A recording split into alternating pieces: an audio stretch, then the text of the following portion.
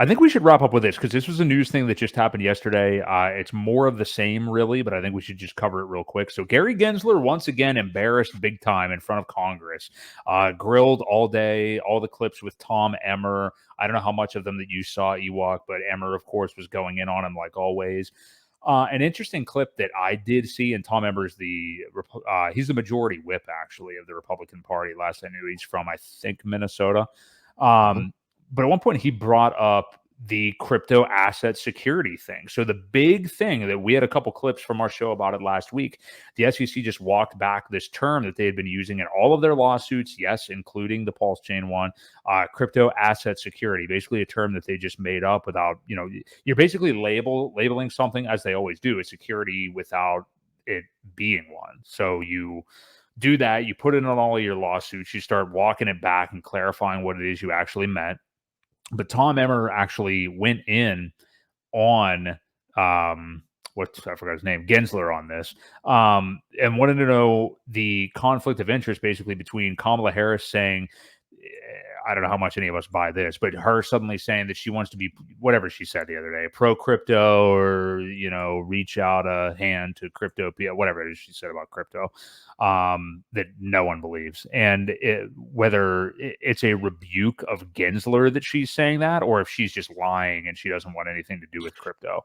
Do you want me to just play the clip? Oh, yeah, if you have it. Yeah, well, if your audio comes through. I don't know if the audio is programmed to come through. Let's try. If it doesn't, I don't want to mess with it for long, though. Let's try. Let me know if you hear this. Chair Gensler. Yeah. Leadership comes from the top, correct? Leadership comes from a lot of things, but the top matters a lot. It's yes. The answer is yes, sir. But under your leadership at the SEC, it appears that you expect political allegiance, not just from the political appointees, but also from the civil servants you hired. Isn't that correct? That is not correct, sir. Well, sir, that's yet another deliberate distortion of the truth. The House has obtained emails between you and your now director of training and markets. He interviewed with you and then sent you a follow-up email reassuring you, sir, that he aligned with your political views. So that to me seems like you expect political allegiance from the people that you hire as civil servants at the SEC.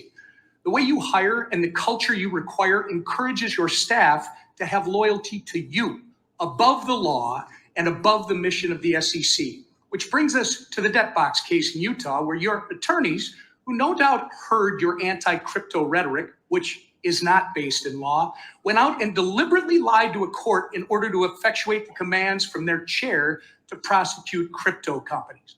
Chair Gensler, do you know of any other time in history where the SEC has been sanctioned by a court for material misrepresentation?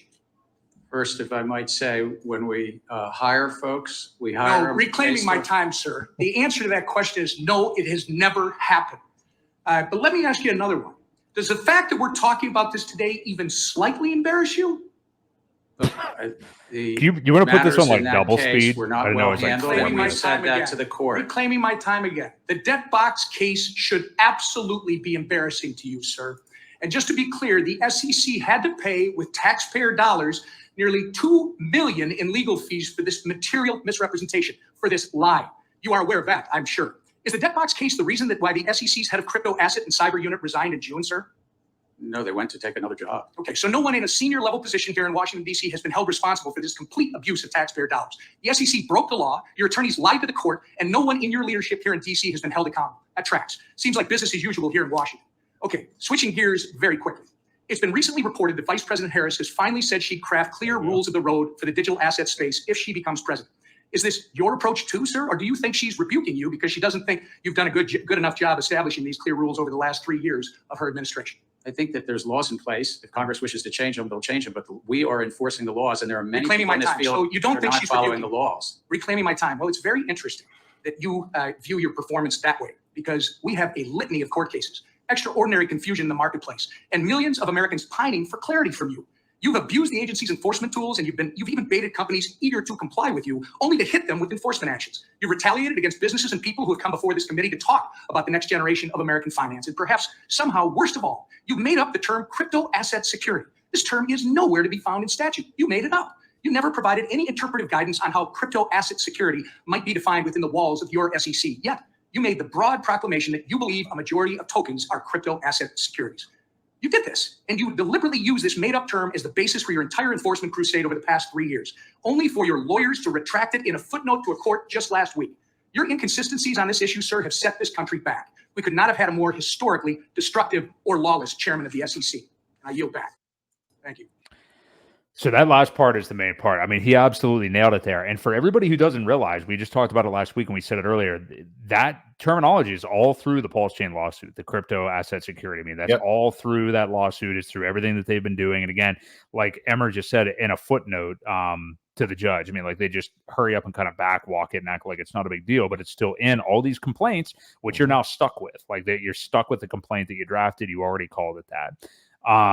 So this is significant. It's great to see him being grilled here. You always have the question, like, is this political theater a little bit? I mean, you know, our modus operandi is just pretty much to like not trust anyone in government, you know, which I think is probably the best way to go. But it is interesting to see how long is Gensler for this world? I mean, I don't think that Kamala is rebuking him in any way. I think she's just pretending she cares about crypto to get elected. I mean, I don't know why anybody would buy into that, but either way, I don't think he's long for this world. I don't even know if liberals are really fans of him at this point, especially if he's standing in the way of them getting elected in any way. Yeah, I don't think the guy's going to be around too much longer, but what did you make of these comments? Certainly nice lighting up by Emmer. Yeah. Well, Emmer has a history of lighting him up and, you know, always yield back my time because Gensler goes on these stupid rants that don't answer any question. It's as political of an answer as you can get without really saying yes or no between these two. So, yeah, we know a lot of that is political theater. We know they probably go and have beers afterwards, for all I know. Right. There is a little bit of, I don't know what the word is, angst maybe between the two, where you can kind of tell he doesn't really care for him much. They're making people's jobs harder and whatnot. So, but yeah, the whole comment on the crypto asset security is going to be a big downfall, I think, because of the way they addressed it in a footnote, like you said, in another case. Now all of these things, they're just giving these lawyers ammunition for going back and saying, remember the debt box case when they lied to you? Well, now they're just making up terminology. Where does it stop with them? So the credibility has diminished with the SEC, the things they've pulled, the things they've tried to get away with. And I really think this team of Richards is going to just walk all over them. I really do. They're sharp. We heard that guy talk. Michael when he addressed Congress or I forget who he was even addressed, whether it was the Supreme Court or whoever it was. But either way, when he addressed them the other day for something completely different, you could tell he's very well spoken, very intelligent. I just think they're going to mop the floor with these guys. I really do. So, yeah, as much as it is political theater, Harris is just looking to get votes at this point. I don't think there's anything or any plan. We haven't seen any other plan, let alone crypto plan. I mean, come on. We haven't seen an economical plan or well, they're going to tax unrealized gains. We know that. Well, besides that, you know, and so, yeah, I think they're gonna be disbanded here in the next few months.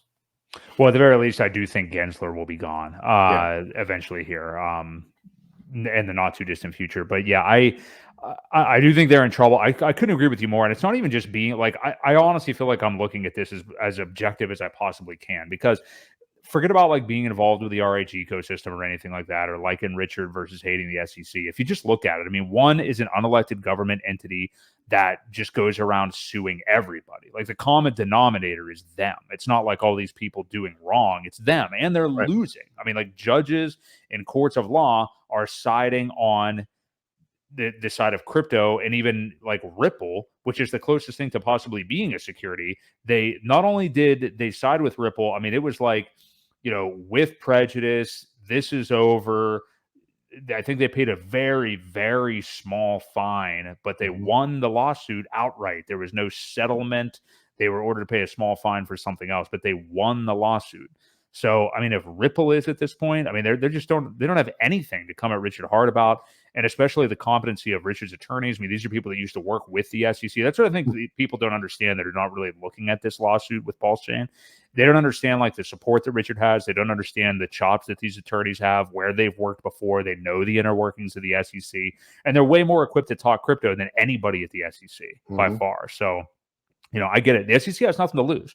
You go, the whole game, we've talked about it before. You throw as many cases out there as you can so you can win just some of them. They don't actually have a leg to stand on in many of them, but you just want to, go out, throw a bunch of stuff at the wall, see what sticks, and just gather what you can back. So it only stands to reason that the victims of these lawsuits, which are really the investors, but the victims, as in the plaintiffs in these cases, or the defendants in these cases, are going to fight much harder than the SEC, because you're trying to take their whole entire life away, whereas the SEC is just trying to, get a notch in their belt. So, yeah. And I don't know. There was a video of RH.